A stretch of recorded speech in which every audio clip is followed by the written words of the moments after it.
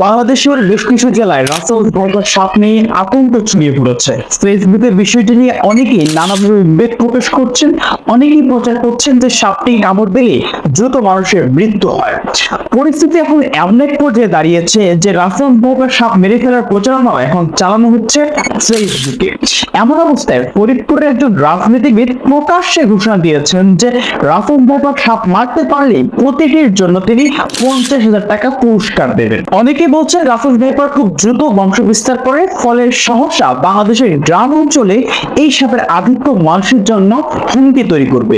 এখন প্রশ্ন হচ্ছে যে রাসেল ভাইপার নিয়ে যে মাত্রায় উদ্বেগ প্রকাশ করা হচ্ছে তা কতটা যৌক্তিক। সবচেয়ে আতঙ্কের যে প্রশ্নটি, রাসেল ভাইপারের দংশনে কি আসলে খুব দ্রুতই মৃত্যু হয়? গবেষক মোহাম্মদ আবু সাইদ বলেছেন রাসেল ভাইপার কামড় দিলেই রোগী দ্রুত মারা যায়, কথাটি মোটেও সত্য নয়, বরং রোগী সহজেই মারা যায় না। ন্যূনতম 72 ঘন্টার আগে সহজেই রোগী মারা যায় না। বাংলাদেশে এই সাপের কামড়ের পর 15 দিন পর্যন্ত বেঁচে ছিল এমনও তথ্য আছে।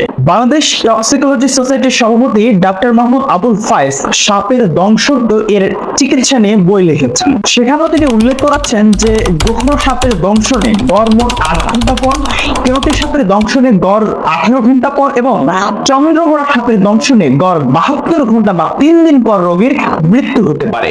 বেশিরভাগ ক্ষেত্রে এই সময়সীমার মধ্যে অ্যান্টিভেনম প্রয়োগ করা জরুরি। ব্রিট ecology and snake conservation foundation বলেছে দেশের যেসব সাপের সাবকিউটেনাস মিডিয়াম লিথাল ডোজ জানা, তাদের মধ্যে এটা সপ্তমতম।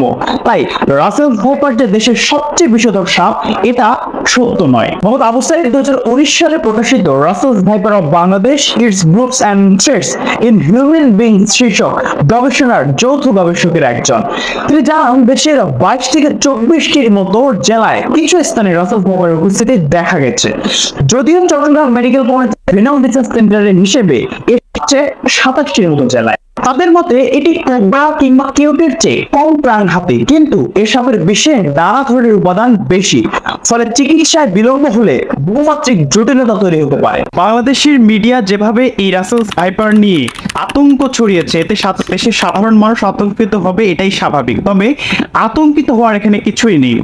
রাসেল ভাইপার থেকে সতর্কভাবে চলাফেরা করলেই এখান থেকে বেঁচে থাকা সম্ভব, এবং যদি রাসেল ভাইপার দংশন করেই থাকে তাহলে দ্রুত সময়ের মধ্যে চিকিৎসা নিতে হবে, তাহলেই সেখান থেকে বেঁচে থাকা সম্ভব।